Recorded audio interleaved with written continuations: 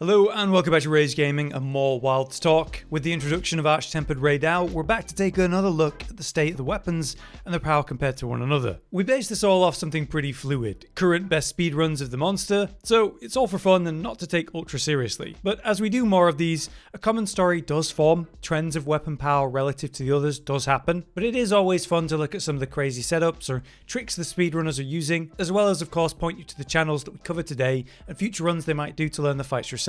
In regards to the rules for what we pick for these runs, we basically have none. We just avoid heroics and heroic mechanic use for this list. So that also means the piping hot meal version of heroics. The only real reason we do that is because it does greatly affect the output of weapons, some benefiting quite extremely, and we want to see a more core look of the weapon and how it does. Normal players are not going to be playing at one-shot health and never get hit for an entire fight. The only other thing to mention here is that this list was gathered by myself and Josh not long before the video is uploaded. But you know, new runs are happening all the time, so you never know what might sneak ahead. So just take it with a grain of salt. Now with all that said, let's get into the list. We kick this all off then with bow of 14th place, which is a sad case for the weapon because this does not fairly represent the power of the weapon. A consistent story that we've seen with this weapon though is the fact that heroics runs are massive jump forwards for this weapon in particular, and then the runs that aren't using it don't seem to be pushing the weapon hopefully as far as it can go. In the case of monsters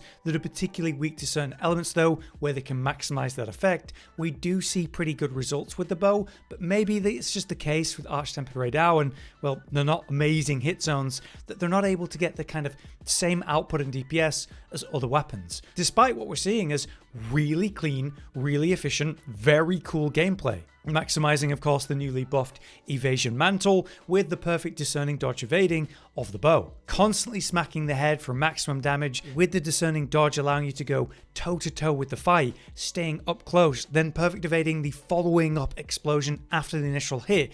It just looks incredible, and to play like this must feel incredible too. With heroics, it really pushes it forward. For example, the heroics best clear that we've seen so far is a 3 minute and 16 second clear, so this is not a fair showing for bow, but I swear, if we get better element hit zones from monsters in general, bow will be near the top, like we've seen in regards to say Soshia. Next up then, we have a weapon that kind of has a logical place at the placement we're looking at, which is hammer. Held back by its kind of awkward moveset. This is something I spoke with Zach and actually my girlfriend about this weapon in their experience playing this weapon. We know that hammer is the weapon that's going to be changed, I believe in the May update, as the first weapon that's going to get a big overhaul and changes in post-launch day. The output is definitely held back, but it's the mechanics that are just a little bit clunky and awkward compared to other weapons, such as landing an offset, and then not getting a special follow-up that closes the gap now created by the offset. These things are strange and need to be cleaned up about the kit. Even in the case of this footage, we're seeing these really awesome offsets only being punished by the following explosion of AT Rey's attacks. With how mobile and aggressive AT Rey is, it's also quite hard to stay at the head and keep bonking it. So while the hammer might have like potential to get slightly better clear times in this run, I do think it's one that's definitely held back in quite a few ways. So this placement makes sense to me. Next up then, we have what I believe is, again, another logical placement, but a sad one. And it's dual blades with a time of 4 minutes and 41 seconds in what is still an impressive run. And I do think a big part of that is obviously elemental hit zones. Again, a familiar story we'll see for different weapons that do rely on element damage, and how Arch-Tempered Rey Dau just isn't the best for that. We went from basically a high where we saw the best element hit zones we could have for a monster with Zoshir and the beautiful 30, and dropped down to a familiar reality as we return to Apex monsters like Rey Dau here. And it's a shame because the gameplay that we're able to see here is incredibly aggressive and smooth. It's constant uptime. It's just like perfect evade into perfect evade on pretty much every relevant attack. And obviously those following explosions that are a problem, and which we'll talk about for different weapons that hold back their ability to maximize DPS.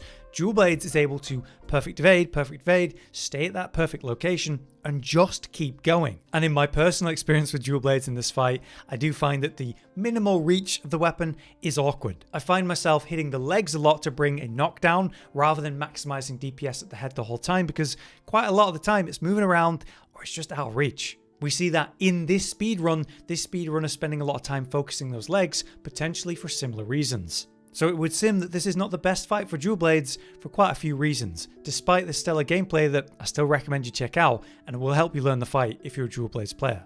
Alright, so next up we have Hunting Horn. So I'm really happy to say that because Hunting Horn has consistently been 14th or 13th in these lists for quite some time. It's definitely a weapon that struggled in the current state of wilds and the output that it has. What's super interesting about this run for me though is, well, the familiar arkveld weapon that I thought would be used to fight Rey Dau, only for them to swap to an artian weapon, despite the less than ideal melody options that it seems to have. So a real standout surprise, but kind of awesome to see. Either way, it's a real toe-to-toe brutal battle that occurs by spreading out all of the different echo bubbles to maintain a constant play where they're circling around it to keep Rey Dau in that as best as they can, building up a lot of KO by being able to hit the head a lot. You know, Hunting Horn is a longer weapon, certainly compared to dual blades as we just looked at, so it can reach the head pretty much the whole time. And there's just enough time for a couple of those slower wind-up slam animations to get it off before the next thing from Rey. Little details like the micro movement, moving forwards and backwards as Rey does the double swipe attacks,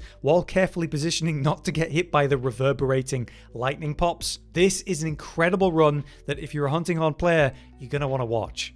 Alright, next up is kind of what I would describe as a bit of an upset. It's light bowgun with a 4-minute and 24-second clear. This is a surprise and upset because light bowgun has been at the top or near the top for quite a few of these lists. Either way, with this gameplay, it's quite interesting.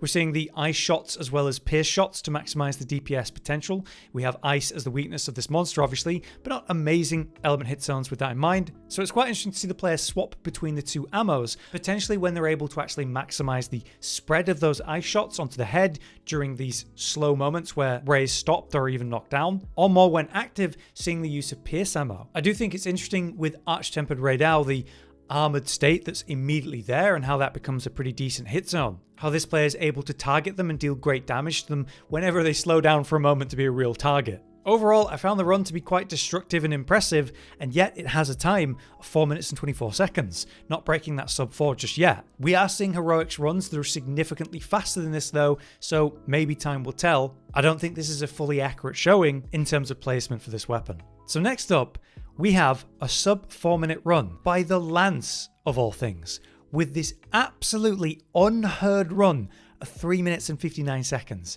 This is absolutely insane because all the other runs that I've seen are around 5+ minutes. I watched this run back, I checked the build, I was like, there's no way that we're not seeing heroics use here, right? For this level of play? And no, there are no heroics being used. This is just insanely efficient gameplay to maximize the hit zones and the output of this weapon. Obviously, Lance is able to kind of ignore what the monster's doing quite a lot, which is able to keep it in the optimal location for DPS. But it's the tiny little efficiencies that really tell in this run, where say they get a knockdown, they're maximizing their DPS, and then they do like a ledge hop to put the weapon away and pull the boulder down in kind of the same moment. The way they're using power guards to kind of look away from the monster to knock themselves back into the optimal hit zone. The tiny use of the Lance charge to position. This is seriously peak Lance gameplay. Even if you don't play Lance yourself, it's fascinating to watch the way they use the kit to turn around a position while just maintaining this stream of uptime. Super interesting stuff. Congrats to this runner. Alright, next up we have a run by the Greatsword. They're just 2 seconds faster than the Lance run, which is crazy. We have Greatsword with a 3 minute and 57 second clear. This is an upset in the list because Greatsword has been actually in the top 5, maybe top 3 or even second in quite a lot of these lists. And yet here we are at a much lower ranking in this video. Why is that? Well, I actually watched this run and talked to Josh about it while he watched it, and well, it comes down to that secondary explosion of the AT Rey attacks. For example, Greatsword wants to do a lot of offsetting the hits, tackling them, perfect guarding or whatever, and then of course you go into the follow-up attack of whatever option you just went for. But because of that extra explosion, it essentially interrupts that flow every single time, or like a majority of the time. So while some weapons deal with that concept, that extra pop really well, like your evasive maneuvers or proper AoE guarding, some like Greatsword seem to have a significantly harder time with those extra pop ticks, which seems to have held it back in the placement of this monster in particular, which is an interesting thing to look at. Obviously, this is an incredible run where they're being super efficient with the positioning and movement to try to deal with that concept, but compared to normal greatsword gameplay where you're seeing them flow between ignoring or challenging monster attacks and then going into their big hits, this is quite a lot of careful positioning and moving around and going into faster draw attacks, and maybe a lot less true charge slams than you might normally see in a run. It's fascinating to watch though, because it's truly like really well positioned stuff, but offset after offset after offset because it's just necessary. So it's still a really satisfying run that I recommend you check out. Okay, next up we have a placement that makes complete sense to me. We have switch axe with a 3 minute and 56 second clear. That's right, 1 second faster. We are seeing slightly faster runs with heroics, of course, but it's great to see a run do so well and actually achieve that sub 4 minute run time without it. I think switch axe is one of those weapons that just really benefits by being built diff, if you know what I mean, where it basically just ignores what's being thrown at it so that it can full release and hyper armor through it, or of course relying heavily on the multiple sword counters back to back. In the case of the switch axe, you do need this kind of half second to recover from the sword counter to be able to do another one. Anyway, in this case, it's all maximized as much as you can expect. Still plenty of sword counters being used, but a ton of clever use of flash pods, used at the last moment aimed right at the floor as Rey's flying in at the target, leaving him knocked down right in front of the switch axe, already loading up that beautiful full release slash. And anytime we see the wing drags, it's an instant sword counter, or even better, an offset attack to bring Rey straight down for more opportunities for full release. Still, the flow is interesting to watch. You can't just full release spam without thought. It has to be timed well, and this is really well done. But next up, we have a 3 minute and 55 second clear by S&S. Literally 1 second difference between the last placement, the placement before that, and then there was a 2 second gap between the one before that. It is so tight in this list, which is awesome. Anyway, we have an S&S user coming in with an artian weapon with ice, of course. And it's a pretty strong, familiar opening where we're coming in with corrupted mantle, a sneak attack, a boulder drop, and then just peak DPS right at the head for just a really strong opening of the fight. The strength of S&S though is its ability to very quickly flow into whatever else it wants to do, whether that's a perfect guard or say an interrupt use of a flash pod. They carefully work their way around the tempered wounds to open them up. As soon as Rey's about to do something, it's another interruption with a wound. They're kind of like flowing around, slowly stepping around, finding that blue scar and opening it for the next interruption. So really maximizing the kit here, I think it's going to be hard to beat. But next up, we have a 3 minute and 40 second clear by heavy bowgun of all things. That's not to say that heavy bowgun's weak, it's just that this is another weapon that seemed to really take advantage of heroics. And again, this is a monster that doesn't have ultra good element hit zones that are say out of reach of most melee weapons. That's where we see weapons like this really shine and take higher placements, and yet here it's very high, and we're not really seeing any of that. Now, unlike the rest of the openings we've seen for these hunts, this player lands next to the Rey Dau not paying attention and pops down a pitfall trap to just stand in and DPS from. We're seeing ice ammo, just like we saw with the light bowgun, which makes complete sense, and standing at a relatively far distant range where they're not getting maximum DPS. Eventually, Rey is pissed off by the distance and flies in, and that results in a flash pod just next to the pitfall, thankfully not just triggering it. All of this was carefully placed though under the boulder drop, so suddenly this player looks up and just shoots the boulder without really losing any DPS time, which is, to be fair, a nice benefit of a ranged weapon. The moment Rey finally gets to do something, it's a flash pod onto the floor and more great DPS. So a big part of why this run is so high is the incredibly smart gameplay, the setup and perfect execution that, yeah, it's really fun to watch. So please go check out the run. But next up, we have a 3 minute and 35 second clear by Chargeblade, which has been pretty high in the lists of the past, but in the last couple of rankings, actually a bit lower than expected. Though Zoshir did see Chargeblade jump back up, it's nice to see Chargeblade near the top once again. The awkward detail about this one there, compared to the S&S though, is the fact that there's so much setup for this weapon to get going. It feels so painful to watch this player have to use that boulder drop opening just to charge up the shield, the vials, and then actually get the power axe going to then get into DPS. Where say the S&S is just going from the get-go. Still, it's worth it because the output that you get with this weapon is obviously absolutely ridiculous. The range of the attack, the many ticks, it's all wonderful. Something interesting that I saw with this gameplay though, is the way that they're using the sword and shield mode to stand at the head of Rey Dau, baiting out the double kind of wing slam attack. Then position themselves under at the leg where that wound is, where the blue scar is, only to go into an AD to transform back to axe mode into the follow-up just because it's really efficient to get through. This opens up the wound, which then opens up the power axe, then brings the monster down because it's a bipedal. And this is when it dawned on me that this is a paralysis rather than ice weapon. Again, because of the awkward nature of the element weaknesses of this monster, running paralysis, especially for Charge Blade here, seems like a really smart play. I also saw a surprising amount of AED and follow-ups at the head whenever possible, just to build up, you know, that one KO for another DPS window. So with other weapons, I see at least 4 free DPS windows with a boulder drop and 3 flash pods. We see this player make use of KO and paralysis for another 2 guaranteed. It's extremely efficient stuff, and that's why it's so high on the rankings. Go check out the run. Next up though, we have Longsword with a very, very minor increase on the last time. 3 minutes, 35 seconds, and 59 milliseconds compared to 87 milliseconds. Basically, they're the same. What I find interesting about Longsword being so high on the list here is again that idea of the extra explosions of Rey Dau. What I would expect in this case is the player to have quite the issue with those extra explosions. Now the player opens with what is familiar stuff, the usual longsword opening, and then a lot of great DPS at the head thanks to the long range of longsword. How are they avoiding the explosions of every attack though when landing those counters?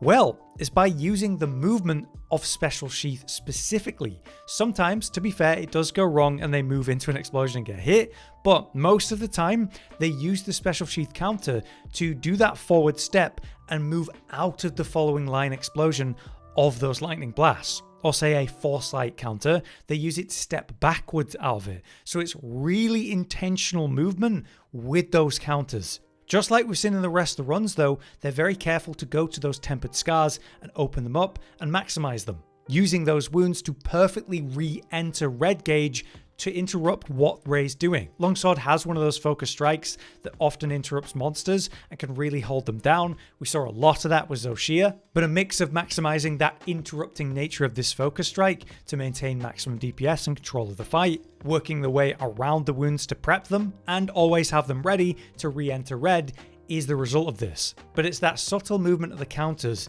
that really impressed me here, and it's probably a big reason why this is such a good run.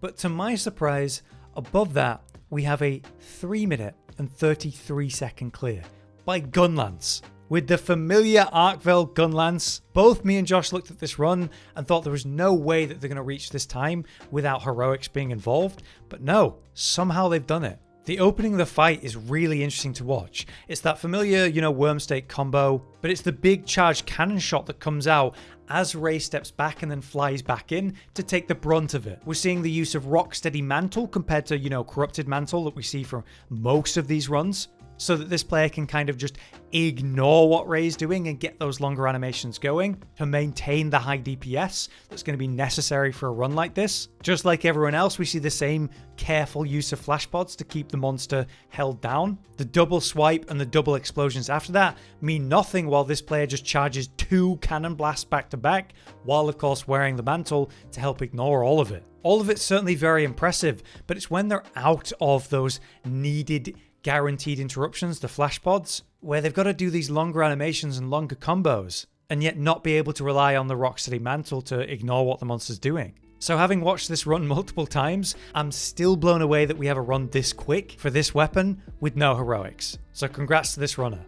But finally, that brings us to the pretty predictable top run by an insect glaive, which has pretty much been at the top of all of these lists every single time. Insect glaive just undeniably has the highest output in the game, it would seem, for the weapons at this point. So yes, no surprise here really, but the runs have been incredible to watch, some of the smoothest, slickest, coolest gameplay. This is indeed an artian insect glaive though, using ice as you should expect. And what's cool is the way that this weapon ignores the front of Rey Dau at the start of the fight, standing in fact at the back, smacking the tail with the vertical spinning slashes and the big leaping super that goes up into the air, reaching for the wound that's opened there that most weapons never even see in their runs, able to fully restore the essence by popping that wound while mid-air. It's super cool. And then whenever Rey's brought down by the familiar flash pods, it's straight into the long combos for maximized DPS at the head, or the incredibly efficient super that goes up into the air through the head at the shoulder joint, so they're hitting the head and the wing, the armored wing, which is a great hit zone, at the same time. It's just so efficient and so satisfying to see that many like bursts of numbers from this weapon. Yeah, this is absolutely peak insect glaive gameplay. I don't want to show you anymore. Go check out the run. So yeah, there you have it. That's our current list for AT Rey, without heroics and those effects considered. I'm certainly not surprised about Insect Glaive, but it is pretty incredible to see things like gunlance and heavy bowgun be so high without heroics. And it is a shame to see some weapons like light bowgun lower in the list where maybe their true potential is a bit higher. But either way, it was very interesting to look at. For now then, I've been Hollow, you've been you, and thanks for watching. Josh, Cotton, and Hollow with the videos, dropping the humor like a hammer on your tippy toes, bringing entertainment on a daily arrangement to take our insanity and turn it into entertainment. Yes, I said entertainment twice, to reiterate that it is nice to look into your faces on a mostly daily basis when you let us in your homes to make the whole world a stage. Goodbye.